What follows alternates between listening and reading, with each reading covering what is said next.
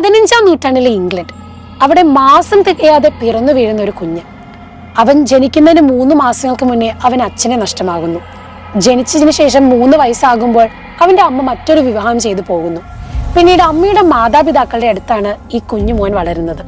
വളരെ കലുഷിതമായിരുന്ന ഒരു ബാല്യകാലം. കാരണം അച്ഛനില്ല, അമ്മയില്ല ഒന്ന് സപ്പോർട്ട് ചെയ്യാൻ, കളിക്കാനോ കൂട്ടുകാരോടെ പോകാൻ താല്പര്യമില്ല.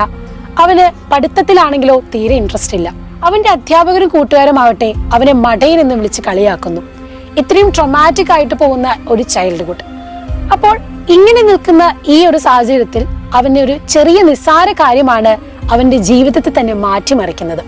നമ്മുടെ ഐസക്കിന്റെ ക്ലാസ്സിൽ തന്നെ വളരെയധികം മിടുക്കനായ, പഠിത്തത്തിൽ നല്ല പ്രാവീണ്യമുള്ള ഒരു കുട്ടിയും ഉണ്ടായിരുന്നു.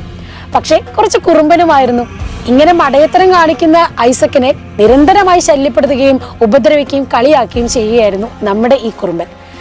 അപ്പോൾ ഒരിക്കൽ നമ്മുടെ ഐസക് എന്ത് ചെയ്തു? തിരിച്ച് ഇവനോട് പ്രതികരിച്ചു. ഇത് കണ്ട് ഷോക്കായ നമ്മുടെ ഈ കുറുമ്പനായ, പഠിത്തത്തിൽ മിടുക്കനായ കുട്ടി പറഞ്ഞു, നിനക്കെന്നെ തല്ലി തോൽപ്പിക്കാനല്ലേ പറ്റൂ, പഠിച്ചു തോൽപ്പിക്കാൻ പറ്റില്ലല്ലോ എന്ന്. ഇത് കേട്ടിട്ട് ഐസക്കിനൊന്ന് കൊണ്ടു. ഐസക് പറഞ്ഞു, ഞാൻ നിന്നെ തോൽപ്പിക്കും, പഠിച്ചു തന്നെ തോൽപ്പിക്കുമെന്ന്. ആ ഒരു തീരുമാനമാണ് കുഞ്ഞ് ഐസക്കിന്റെ ജീവിതത്തെ തന്നെ മാറ്റിമറിച്ചത്. 15-ാം നൂറ്റാണ്ടിൽ ജ്യോതിഷവും ബ്ലാക്ക് മാജിക്കുമായിരുന്നു ശാസ്ത്രം എന്ന് വിശ്വസിച്ചുകൊണ്ടിരുന്ന സമൂഹത്തിലേക്ക് ഫിസിക്സിലെയും മാത്സിന്റെയും വളരെയധികം കോൺട്രിബ്യൂഷൻസ് കൊണ്ടുവന്ന് ചരിത്രം തന്നെ മാറ്റിയ ആളായിരുന്നു നമ്മുടെ ഈ കുഞ്ഞ് ഐസക്. അതെ, ശാസ്ത്രലോകത്തെ വിശ്വപ്രസിദ്ധനായ ശാസ്ത്രജ്ഞൻ സർ ഐസക് ന്യൂട്ടൺ. നമ്മുടെ കുഞ്ഞ് ഐസക്കിന്റെ ലൈഫ് എന്ന് പറയുന്നത് നമുക്ക് വളരെയധികം ഇൻസ്പിറേഷനാണ്. നമ്മുടെ ജീവിതത്തിലും പലരും നമ്മളെ മടിയനെന്നും അതെ ഒന്നിനും കൊള്ളില്ല, നീ പഠിച്ചിട്ടൊന്നും എവിടെ എത്താൻ പോകുന്നില്ല എന്നും പറഞ്ഞ് നമ്മളെ വളരെയധികം കളിയാക്കിയിട്ടുണ്ടാകും, നമ്മളെ തളർത്തിയിട്ടുണ്ടാകും.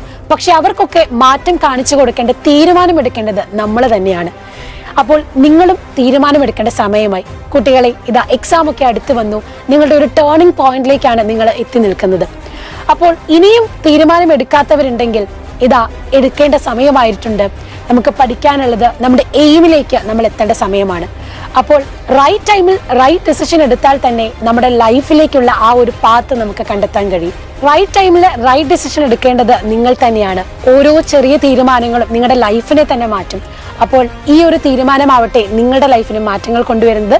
So all the best for your exam. നമുക്ക് നല്ല തീരുമാനങ്ങളുടെ നല്ല മാറ്റങ്ങൾ ഉണ്ടാക്കാം. ബൈ.